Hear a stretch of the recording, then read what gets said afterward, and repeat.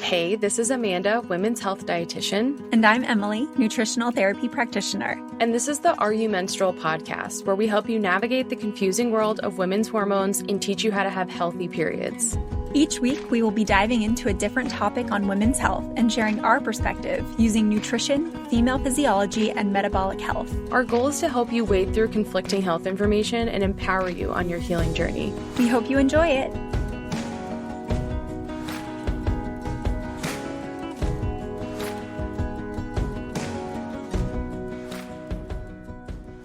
Now that we've covered the basics of hair mineral testing, including the metabolic types, the main minerals and ratios, and the importance of copper and iron, we thought that the obvious next step would be learning how to replenish your minerals. So this is probably the episode you've all been waiting for.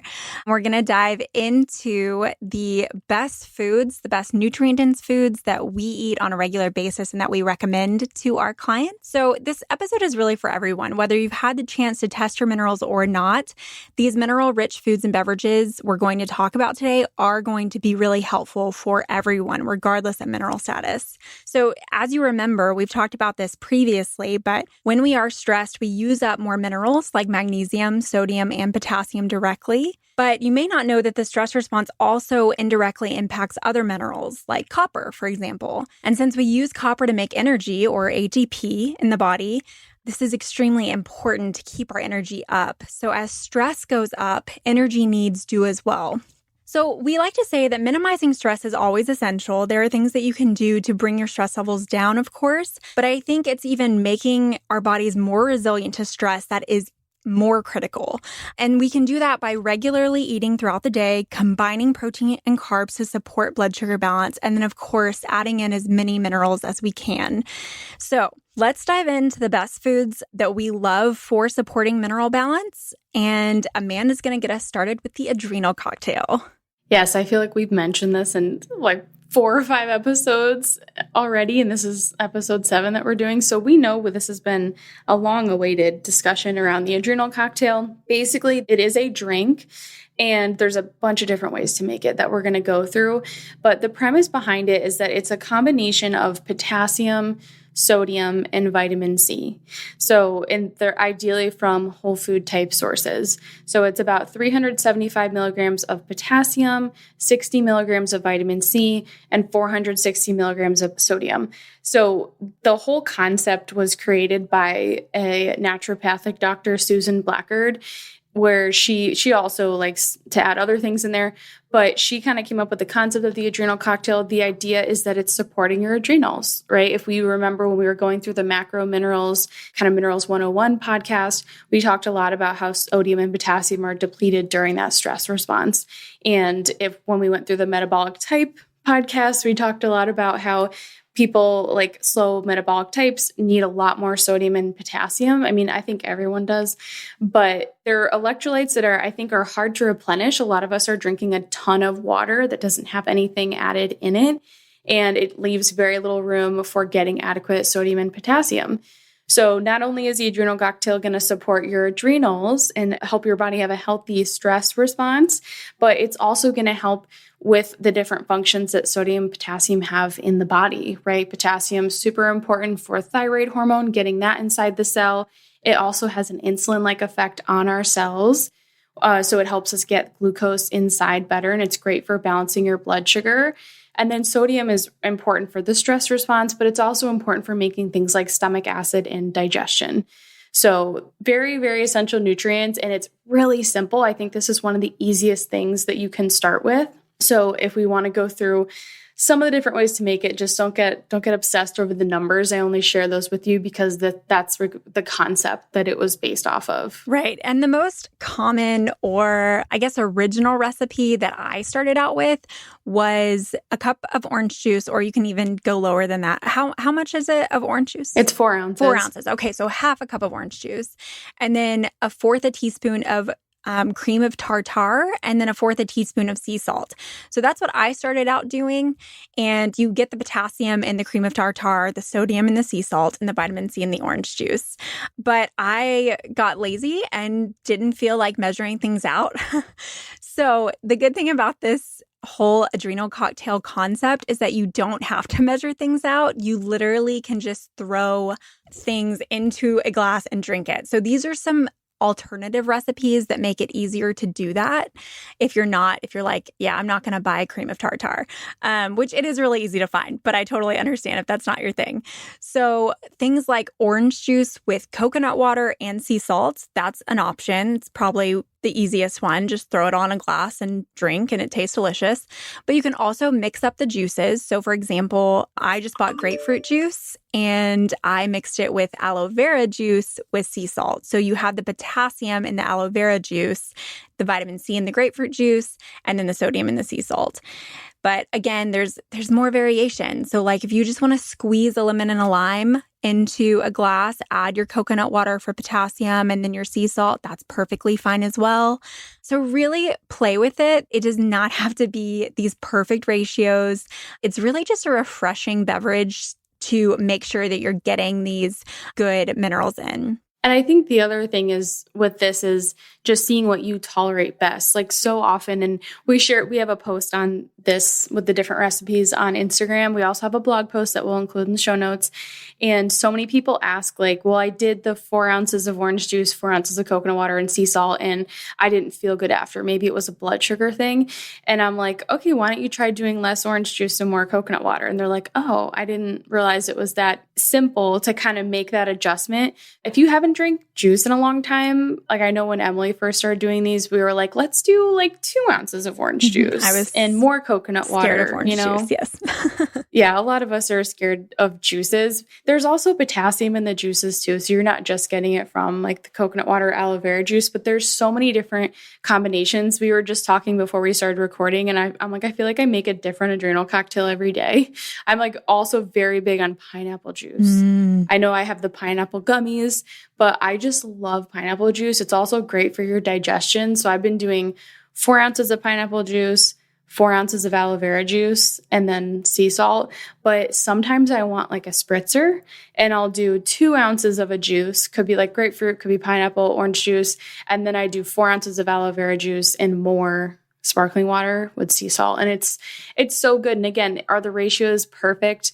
Probably not. It could be a little bit less vitamin C, but I'm having it consistently, right? So ideally, you're going to start adding in one of these a day, see how you feel. And as far as timing goes, you can do it with a meal. If you're worried about your blood sugar, you could definitely do that. Ideally, you're doing these like an hour after a meal or between meals or with a snack. There's no perfect way. Everyone is different. You just want to experiment. And I will say the sparkling water definitely elevates it. You feel fancy when you're drinking that. When I first started out and I was a little bit worried about my blood sugar response to the juice, what I found that really helped, and as Amanda mentioned, you could always drink it with a meal. But for me, if I just wanted to have it as a snack, I would add some collagen peptides to it, like a scoop or two. And I think my collagen peptides flavor was like vanilla. And then I would also add some coconut milk, some full fat canned coconut milk, which you guys, it tastes like you're sitting on a beach drinking some fancy drink. It's so delicious. I called it the orange creamsicle drink because that's what it tastes like to me. And so it's so good. And there are ways to make it to your liking and to make it better for your own blood sugar needs. Or if you're like, I just want to make this into a snack, I don't want to have to eat this with a snack, it's so easy to do. I have a few clients that use like raw milk, and they love it. Like they're like, it literally tastes like a creamsicle. The coconut cream obviously is delicious too. But yeah, that's a great way to balance it out. And you could use collagen. We like Great Lakes collagen. You can use Paleo Valley bone broth protein. Getting some sort of protein source in there, that's going to help balance the protein, fat, and carbs and keep your blood sugar stable, but you'll still get all the benefits of the adrenal cocktail. Right. So that's something everyone can do. It adds just a nice, refreshing beverage to your day, something to look forward to. But the next one we're going to talk about, we've talked about before as well. This is the beef liver and just more broadly, organ meats in general. So this is probably one of the most nutrient-dense food options that you can eat. It provides us with an array of minerals like B vitamins, vitamin A, and copper. And if you remember from last episode, we need copper and vitamin A to transport and use iron in the body. So Very, very important minerals. But also worth noting here is that when I say these minerals are in an easily absorbable form, we need to remember that absorption is the key. Okay, so we could eat the most mineral, nutrient-rich foods on the planet, but if they are not easily broken down and digested, it's not going to matter, right? So not only does beef liver and organ meats contain this abundance of vitamins and minerals, but they are in forms that are easy for us to absorb and break down. And this is just not seen as often in maybe some plant foods that are harder to break down. So again, beef liver, so good. And you can always, if you cannot tolerate beef liver or organ meats, that's okay. I personally take a desiccated liver supplement. It's by Paleo Valley, and I take it every single day. I just find that that's what works for me. It's actually an organ complex from Paleo Valley. So if you go on their website, I always call it beef liver because that's the main reason why you take it. But theirs also has kidney and heart in it, which is cool. Great, great supplement. I also love that company. I used to work for them. I love Autumn and Chaz. They're just like truly amazing people. And yeah, that's a great way to take it. You can also make your own. We have a video on how to do this inside our Master Your Minerals course. It is so easy. I mean, you just get beef liver, chop it up into tiny pieces. I have like a silicone tray that I put it in so that it doesn't stick and it's not difficult to get out. It looks like it's like a honeycomb shaped silicone tray. It's interesting. I think my friend Kiara has a video, Kiara Marie Wellness on Instagram. If you go to her reels, she has a video showing you how to do it too. And it's super easy. You throw it in the freezer. If you're getting the beef liver raw and it's not previously been frozen, then you would want to freeze it for 2 weeks. And that's going to kill any pathogenic bacteria. I actually get the duck liver from White Oak Pastures. Great company. It's the only liver I can eat so I can make a pate out of it and not die because I'm a child when it comes to eating liver. And yeah, the duck liver has all the same benefits. A lot of people are like, does it have to be beef liver? Chicken liver has less copper, but it still has a lot of vitamin A. And also, if that's the one that you can tolerate or eat, or if there is a plenty of people cannot do the beef liver for religious reasons, do the chicken liver, right? It's better than nothing, and it's still going to be very nutrient dense. You could easily get copper from other foods. The vitamin A, I feel like, is the hardest one to get in high amounts. And I have a quick question, not to put you on the spot, Amanda, but you mentioned the raw liver, freezing it for 2 weeks and then, taking a little bit at a time as your kind of supplement. Is this also okay for pregnant women to do? So I think that is up to you, and you have to do your own research and make your own educated choice. I will be doing this when I'm pregnant. I have lots of clients that do this when they're pregnant, and they actually do better often with the raw frozen versus the capsules. For some people, it's just more powerful. For some people, it's the opposite. The capsules are almost too powerful and they can't do them, so they do the frozen. But either way, they're very easy to add in. And one other thing, like ways for eating it, yes, you could eat beef liver a couple times a week if you wanted. I think if you don't like it, I just force myself to swallow the little frozen pieces, or do pate. Raw also has different nutritional benefits than cooked. We lose some nutrients through cooking. So I'm try to do a mix of both if you can. You could just take the supplement if you want. We have a lot of clients that open them up and put them in smoothies or put the frozen pieces in smoothies. I wouldn't do a ton because you'll start to taste it. But even if you do a couple capsules or the frozen ones, it's usually fine. I did that a few times, and if I waited too long to drink the smoothie, I could taste it. So if you do it, drink it right away and you won't taste it, and it's a great way to cover it up. Okay, thanks for answering that, because I've only done the capsules, but I think I'm going to try to do the frozen raw liver if I can handle it. It's a lot cheaper to get your own. Just get a high quality one. I get the duck liver from White Oak Pastures because I usually don't make the frozen capsules out of all of it. I'll use half for pate, and I don't know. I just can't do the beef liver. I get it. I'm a baby. So that is a great one to add in. I will say I would add in adrenal cocktails first because you want to get your body used to, replenishing minerals. Sodium, potassium are also, they're just so important to start with, right? If we think about our main minerals, calcium, magnesium, sodium, and potassium, we want to boost those first before we go too crazy with adding like beef liver and certain foods and stuff in. So start with your adrenal cocktail, then start experimenting with beef liver and just go really slow.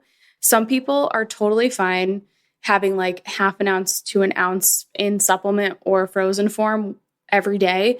Some people need to go slower. You might feel a little stimulated because it's very nutrient dense. And if you are really depleted and then you add in all those nutrients, you could feel a little bit of like a wired, like buzz feeling from it. But beef liver is and duck liver, chicken liver, all the different kind of organ meats, they're a very, very nutrient dense food and what we like to call nature's multivitamin. Definitely. So now that we've talked about organ meats, let's talk a little bit more about the seafood that are very nutrient dense. And we're going to cover 3 right now. It's cod, or pretty much any white fish, shrimp, and oysters. These are your big hitters. And the reason we like these are, 1, iodine. Okay, so iodine is a very important mineral. And I didn't know this before, but cod actually, like a 3-ounce serving of baked cod provides about 158 mcg of iodine, which more is better, but that's already 100% of your daily value of iodine right there. So just having, baked cod for dinner can help you get in that iodine. And if you don't know why iodine is so important, it's actually really helpful for thyroid function, which a lot of our listeners are probably going to be struggling with a little bit. And so that is something that you want to make sure that you are staying sufficient in, is your iodine. It's absolutely crucial to make thyroid hormone. If you're someone that necessarily doesn't have hypothyroidism or a diagnosed thyroid problem, but you are experiencing those period symptoms or symptoms like fatigue, cold hands and feet, hair loss, weight gain, decreased libido, dry skin, sluggish digestion, any of those slow metabolic symptoms, iodine may be what's lacking. It just makes me think of that question we got in our membership earlier this week. And we had someone asking about iodine and like doing the patch like skin test for iodine. They're just asking about, we know iodine's very controversial. Like, what are your thoughts on supplementing with it? And we had responded and said, iodine, just like any other mineral, doesn't work on its own, right? They all work together. And so if you think about getting iodine from food, I'm like, yes, like sometimes we need more, but even if you just ate a little more seafood, you would greatly increase iodine and its balance. Because I think that's the big thing that's controversial with iodine. It's controversial in supplement form or even overdoing food forms because you need other nutrients with it. Like you need enough selenium, so important. You need enough magnesium, and to make sure you're not in a depleted state. And that selenium is in the iodine-rich foods. So when we do whole food recommendations, the main reason is because they contain other cofactors that nutrient needs to do its job in the body. So if you have iodine but you don't have selenium, not going to go well. Iodine is also very detoxifying. If you're like increasing your intake from supplement form, it's hard to titrate. Like you can get liquid iodines, but like you should always be under the care of a doctor or practitioner when doing this. And you should definitely do a hair test so you know where your other minerals stand. But it's difficult to get all the right things in. And then if you're deficient in magnesium and you're taking this really detoxifying iodine supplement, you might not be able to handle that detox. So there's a lot of pieces with iodine, but it is really important. I just think about pregnancy. Your needs increase a lot because your thyroid is working so hard. So making sure you're getting cod, shrimp, oysters in on a regular basis. They're all great sources of iodine, selenium, zinc. There's a ton of zinc in oysters and copper. So they're all really balanced. And it's just I definitely would consider iodine like a food to have at least, the cod, shrimp, and oysters to have at least like a few times a week. And last episode, we did talk about how we ate our oysters. So if you're someone that's like oysters, no thanks, try the canned ones. As we said last week, they're amazing on toast. Sourdough toast is great. So there are ways to incorporate these foods, even if you're not a huge fish or seafood person. Just add it with something you really love. Throw a lot of ghee on it. Or you did sourdough crackers, is that right? Yeah, or like Siete Foods chips, like a good, or plantain chips. Yeah. I'm on a cassava chip kick right now where I'm just like deeply obsessed with them. But anything like that, and then I usually put hot sauce or mustard on it, and it's just delicious. Yeah, the hot sauce really adds that good level of spice. And if oysters freak you out, like don't start with oysters. Start with cod, or shrimp. Like we make so many shrimp stir fries, and it's become a staple. And for getting quality sources, like we typically just get the frozen ones, the wild caught frozen ones at the local grocery store. I know there's places you can order from online as well. I don't ever get fresh seafood because I can never find like really great sources that aren't super expensive, but the frozen one works and it doesn't have to be fancy. Right. I was going to say sometimes it can be hard to find like the wild caught. There are good ones on the internet that you can find that'll be shipped to you that are sustainable, high quality, all of that good stuff. So just got to look for it. I find them at every grocery store. Wild caught? And I've lived in like 4 states. Yeah. See, I have a hard time finding like wild caught salmon a lot of times, but I guess the whitefish and the... They're frozen though. Yeah. Do you look in the frozen? Every once in a while I'll buy frozen. My husband's very particular. He likes fresh. So okay. So maybe that's probably why. We kind of compromise sometimes. I know shrimp is easy to find. Wild caught shrimp is very easy to find. And then I just eat canned oysters. Yeah. So I think if you can't, I would just like at least experiment with the frozen, especially for something like cod. I don't know that I would do frozen salmon, but I feel like that wouldn't be amazing. But like we get frozen cod. That's literally what I'm going to have for lunch today. And I just put a bunch of like Cajun spice, smoked paprika, and then I do like a blackened cod. And it takes like 10 minutes or less to make. And it's super nourishing and tasty. Yeah, that sounds delicious. You're making me hungry. Okay. So, all right. Do you want to move on to the next one, Amanda? Yeah, let's go into the next one. The fourth kind of item is bone broth, collagen, and gelatin. So we get a lot of questions around this, the difference. We're going to go through all of that. But this is one of the most mineral-rich foods, and I would say just like gut supportive, overall digestive supportive foods, because it's got a ton of minerals in it, right? Even if we just think of like calcium, right, from the bones, there's already trace amounts of like magnesium, potassium, sodium, all your main minerals you're going to find in bone broth. And then you can easily add in your own ingredients. This is what I always do. And we have a blog post on this and an Instagram post. And I always add greens, potatoes, carrots, ginger. It also makes it taste way better, in my opinion.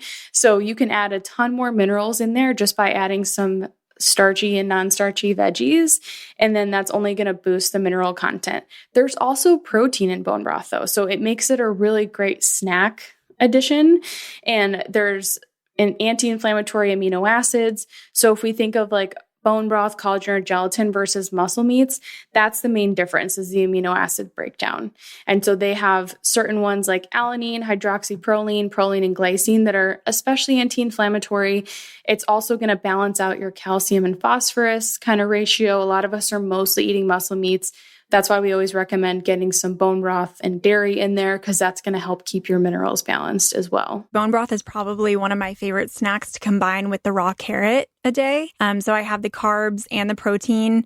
It's like the perfect easy snack. So I just heat myself up a cup of bone broth, have my raw carrot for estrogen detox, and it's so filling and delicious. So I'm going to talk quickly about gelatin.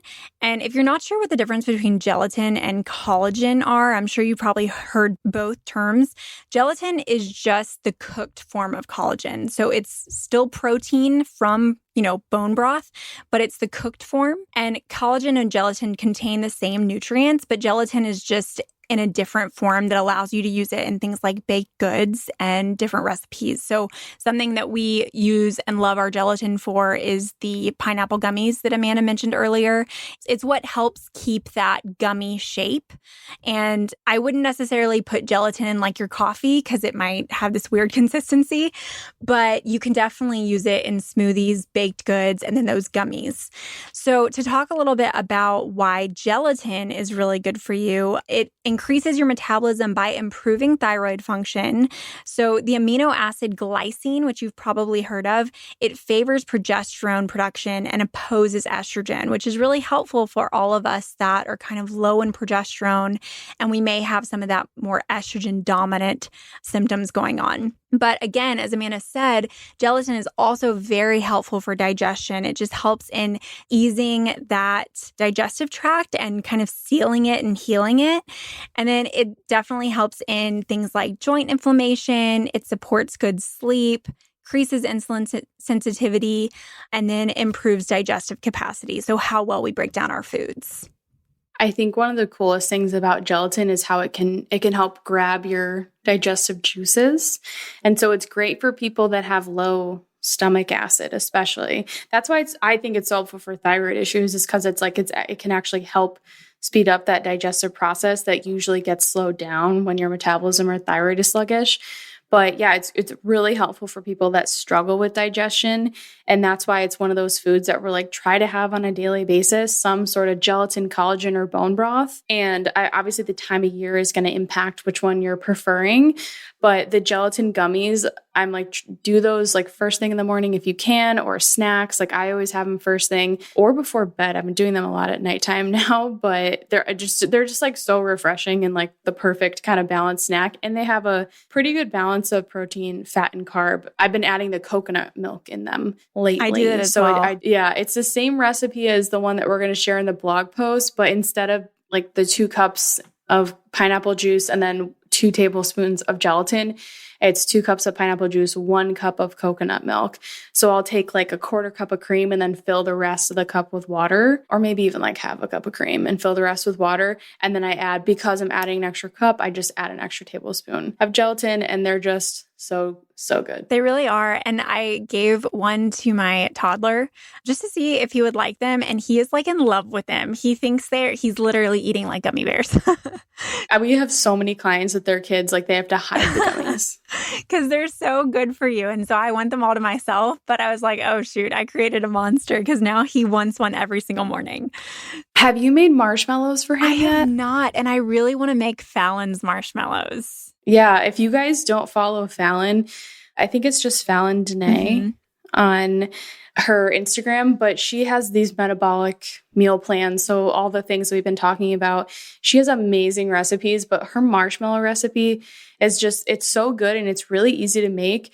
But I just have so many clients that their kids just go crazy. They eat a marshmallow like every day. And I'm like, that's so good for their gut. Right? I mean, in what world are marshmallows good for you? And in the pro-metabolic world, they totally are, as long as you make them yourself. But yeah, so I want to try those. And then I'm going to definitely keep doing the gummies for him too, just to help with his digestive health. But yeah, so if you're someone that's like, it's the middle of summer, I don't want to drink bone broth. Like that does not sound appealing to me right now. Definitely experiment with gelatin. You're going to be getting so many benefits and there are so many ways to add it into things. So it's a good one. And just to throw this out there too, as Amanda was talking about the amino acids in collagen and bone broth, gelatin is actually low in the amino acids that trigger inflammatory responses. That's a good thing too. You're only getting the good, healthy, beneficial amino acids. It's a good way to balance out the animal proteins. I feel like, even for both of us, like we came from a world where we weren't really eating dairy, we're mostly eating muscle meats. It really helps to balance them out. The other really common question we get is like, what's the difference between drinking bone broth and taking a collagen supplement or having the gelatin gummies? The biggest difference is that bone broth is very mineral rich and vitamin rich, right? We talked about how it's got sodium, potassium, calcium, magnesium, and then it also has vitamins K2, vitamin A, just like very well-rounded food. And collagen is just the protein from bone broth, and it doesn't have gelatin. So that's kind of the big difference is like bone broth is completely well-rounded nutrient-wise. It also has gelatin, so it's great for gut health and digestion, and collagen's just the protein. They're both great, right? Even though collagen's mostly just made from the hide and it doesn't have the other kind of nutrients in there, they're both still great proteins and they're still going to be very nourishing. I would say if you can do a mix of both, that would be ideal. Or maybe even if you don't like bone broth, you could do like collagen powder, but then maybe you make gummies or something like that. Then that's going to help balance it out a bit. I find most people like they do more collagen and gummies in the warmer months, more bone broth in the winter. That's totally fine. Yeah, I love rotating all three. I feel like I have a container of all three in my pantry, like the bone broth protein, the collagen peptides, and then the gelatin. And I just kind of mix and match. So you can definitely just play with it, whatever works for you. But okay. Now we're going to talk about, this is probably my favorite on the list because Amanda, when we were spending a weekend together, made me this recipe. And you guys, I drank both hers and mine. We made so many smoothies because we were doing videos for the Master Your Minerals course. And then we were also trying to make reels, which we still have not released yet, but I promise we'll eventually put them on Instagram. So this is the mineral-rich smoothie. And I don't know how Amanda came up with this, but it is pure genius. It is so good. It is chock full of so many different superfoods. And I don't use that term lightly, but for real, these are so mineral dense. So we're going to go through the foods that are in this mineral smoothie.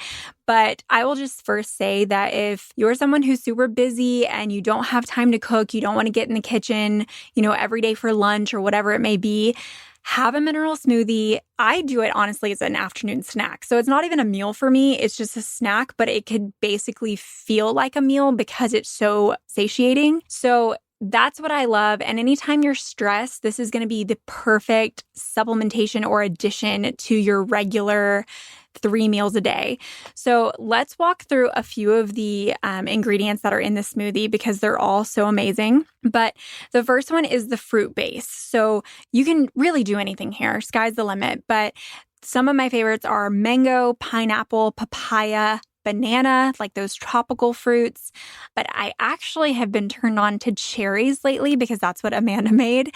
And it's so good. It tastes like a cherry chocolate milkshake, honestly. But what's great about those tropical fruits is that those are going to be those whole food carbs that are very rich in potassium. So we've talked about how important potassium is for thyroid health, for blood sugar, for so many different functions in the body.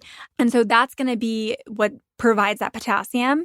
If you would like to do something like cherries, that's also rich in vitamin C and antioxidants. And then if I ever do the mineral smoothie at night, I make sure to do cherries because that can also help aid in sleep. And Amanda, do you had something to say about that? I just wanted to say that it's usually like 1 banana and then half a cup of frozen fruit. Mm-hmm. Or like you could do 1 whole cup of frozen fruit just for like serving size wise. Thank you for pointing that out. I'm terrible, as I said earlier, I'm terrible at measuring. So I literally just like pour it in. But yeah. I don't measure, but people always ask. So I'm like, this is about what you should be putting in there. Right. People need to know. So that's your fruit base. So getting into the more like the nitty gritty superfood ingredients, we both use brewer's yeast, which may be a new one for you. But it is, I don't even know how to describe it. It's a yeast that contains potassium, calcium, B vitamins, and I think it even has a little bit of copper in there. But Amanda, can you And magnesium. It's got like everything, I swear. It really is a superfood. I mean, I don't even know. How would you describe brewer's yeast? It's like a powder. It's just a powder. Yeah. It's a not savory version of nutritional yeast. So people are always like, can I sub nutritional yeast? I'm like, your smoothie will be cheesy. And I don't think that it has as much of the minerals in there. It's just like a lot of B12, but there's a ton of B6 in brewer's yeast, which is great for hormone production. And that's why it's also so good for breast milk. Right. And that's something I was going to mention too, was if you are breastfeeding, it is so good for boosting your supply. So just something to be aware of. But we just add, I would say I add about half a tablespoon. You can do less or more. There are versions that are less bitter. Do you remember the word for that? Yeah, it's called debittered. Okay. Debittered.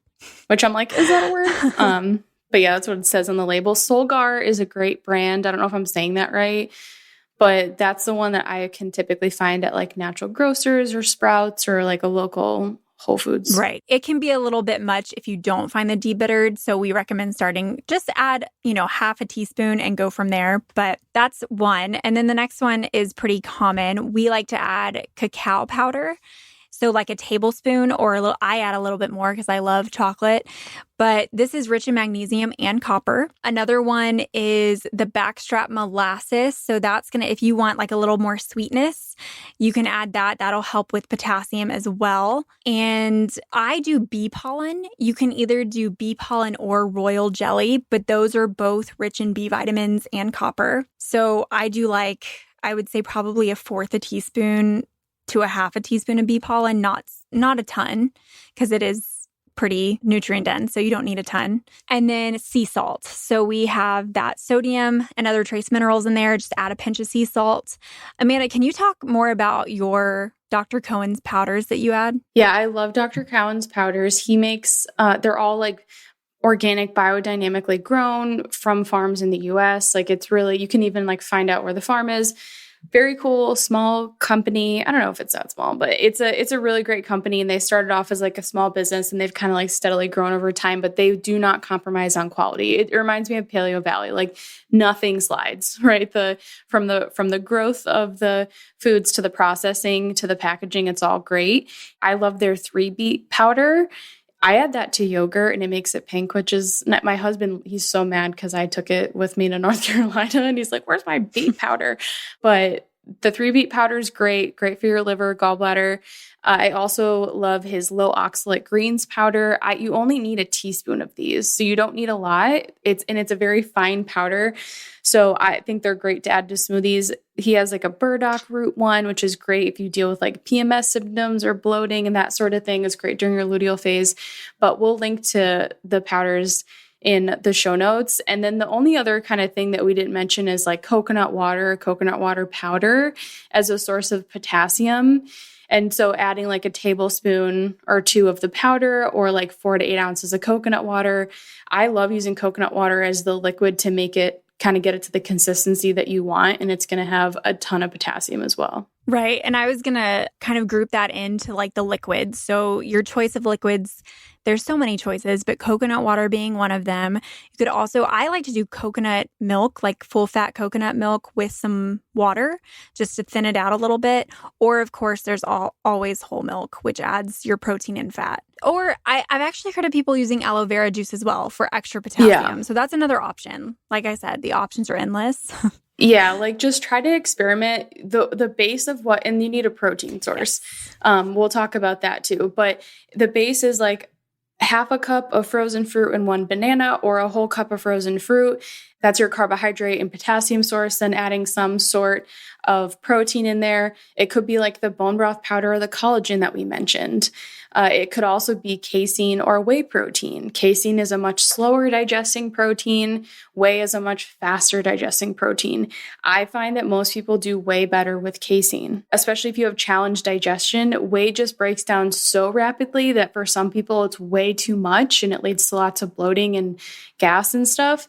But casein is a pretty easily digested. You can also do Greek yogurt or cottage cheese, right? There's so many other options for protein in there as well. So you'll have your carbohydrate, your protein, the fat's very easy. That could be coming from the coconut milk you're using. It could be coming from, there's some fat in the cacao. A lot of the times you can add things like avocado. I love adding avocado to the smoothies. Mm-hmm. It makes them so creamy. And yeah, you can't really go wrong. We should make a handout for these now that I'm thinking about this. Maybe we'll make a free handout for you guys. If we do, we'll put it in the show notes. I was just about to say, if you're okay, how do I remember all this? All of this, she has a recipe on her blog, which will be in the show notes. Same with the bone broth recipe. So we will definitely include those so you can go and check it out and make this because I think you're going to love it. You can definitely make it taste like ice cream or milkshake. It's so good, depending on what thickness you like. But I think that's a good segue talking about the different proteins to add, like the casein, the whey. That's a good segue into our next mineral-rich food, which is grass-fed dairy. We have talked about dairy a lot, so we're not going to dive too much into it because you can go back to episode 3 and listen to us just like rave about the benefits of dairy. But I personally find dairy really, really delicious, but it's also packed with those fat-soluble vitamins like vitamins A and K2. And it also contains essential minerals like calcium, potassium, and magnesium. So I always opt for grass-fed. You can find that so easily now. I buy the Maple Valley brand, I believe. Is it Maple Hill or Maple? Something like that. It's with maple in the title, but it's at my local Sprouts. It's grass-fed.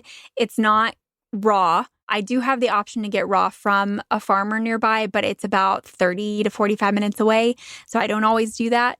But that's okay. Even if you can't find raw or the best quality, we still think that it's worth having some dairy in your diet just for the mineral density. And I will say, like, as someone who's been pregnant twice, there is nothing I crave more in pregnancy than whole milk. I feel like it's some sort of dairy. Mm-hmm. So all my friends or clients that have been pregnant, it's starch that they crave mixed with a dairy. So like my younger sister was, I think it was like nachos or queso and nachos, like any sort of like nacho thing. And one of my really good friends, Kim, she's at Root and Branch Nutrition. She's also a women's health nutritionist on Instagram. We used to have a podcast together. Hers was croissants. Like cheese croissants.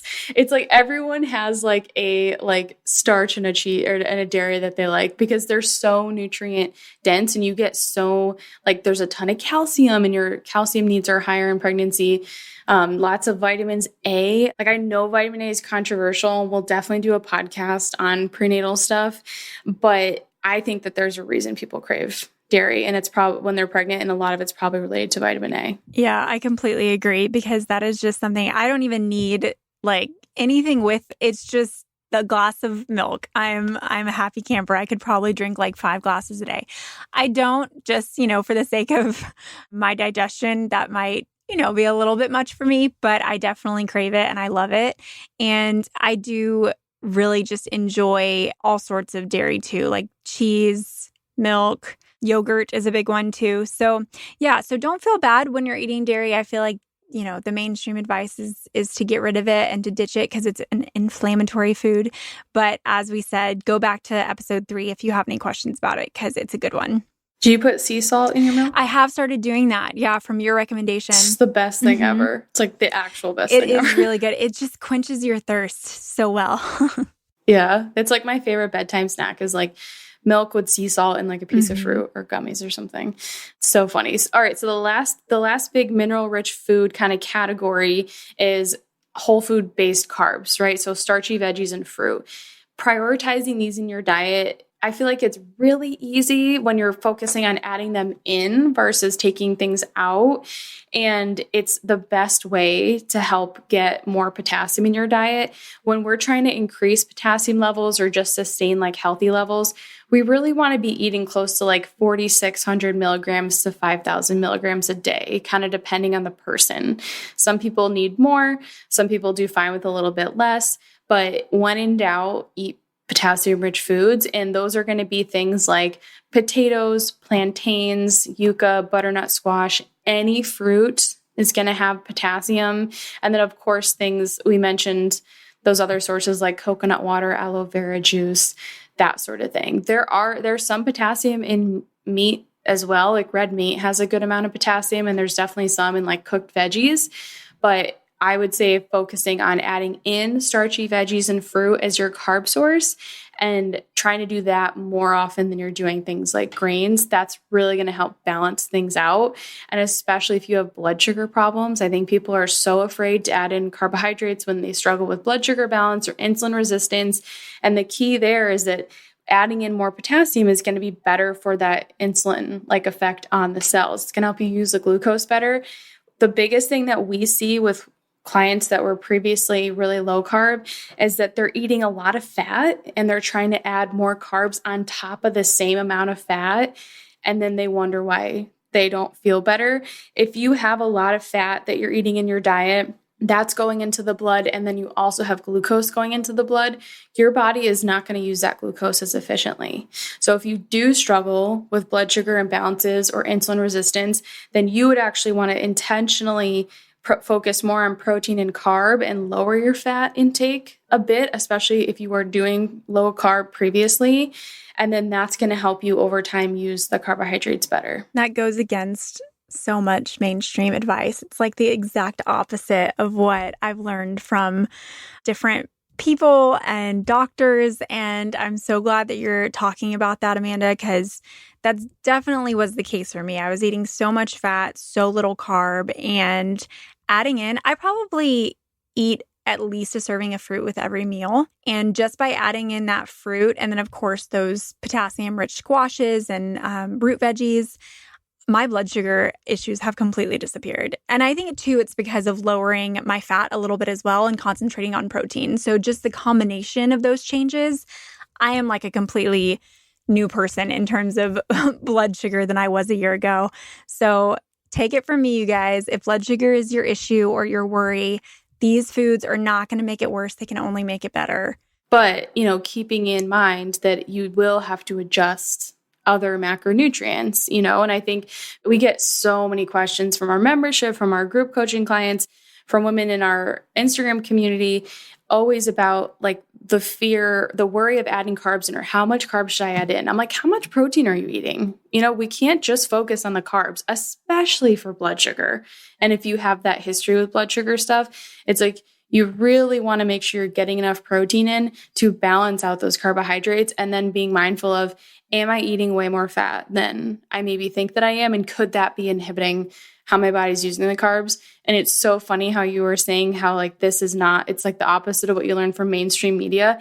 This is what we learn in school as a dietitian, how your human physiology works. And if we go back to, I think it was episode 2, and when we're thinking through those 3 filters of how we're filtering through nutrition information, female physiology is one of the filters. And that's where this comes from, right? Females do so much better getting adequate carbs in their diet along with adequate protein. And that's going to help you better utilize that glucose, have a better metabolism, and make enough progesterone and have balanced hormones. Love it. Okay, well, those are our big heavy hitters. I would say it's time to reflect a little bit. Have you been keeping a mental note of how many of these foods you're getting in? So are you including some of these mineral-rich foods into your diet already?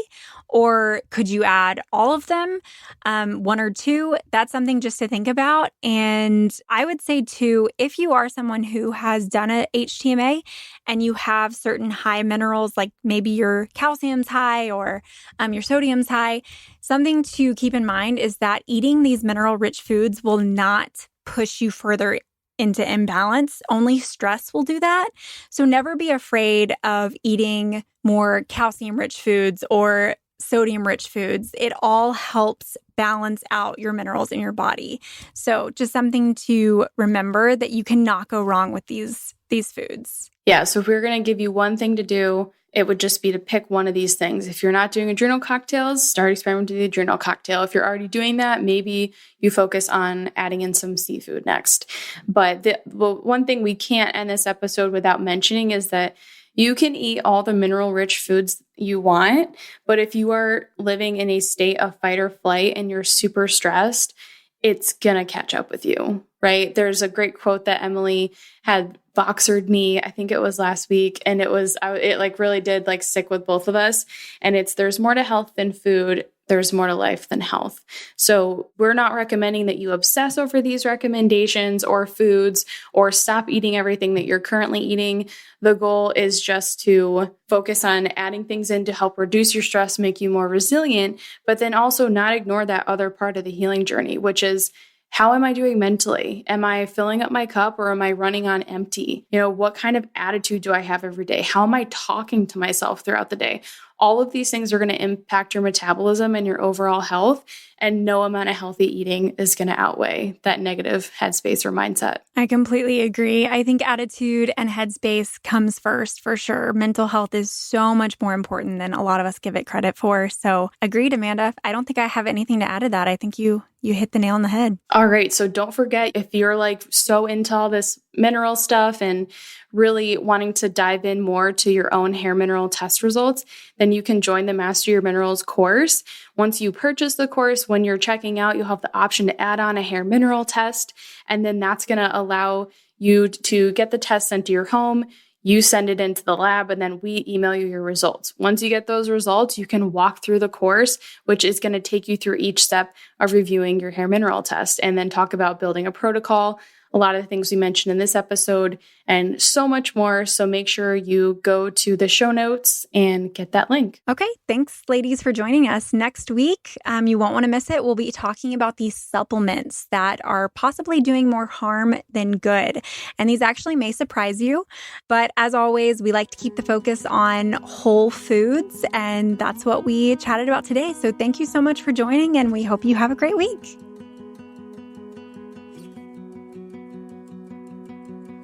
Thank you for listening to the You Menstrual podcast. If you want to stay connected with us, I highly recommend joining our Feminine Periodical newsletter. It is a weekly newsletter, goes out on Sunday evenings, and we share tons of information in there. We go in depth on one specific topic each week, and it allows us to go into more detail. We share the latest podcast episode, and then we also share an obsession of the week, so something that we've just really been loving lately. So definitely connect with us there. The link for that is in our show notes. And then, of course, follow us on Instagram at Hormone Healing RD, and you can find all of our available courses on our website, hormonehealingrd.com. Thank you, and we will see you next episode.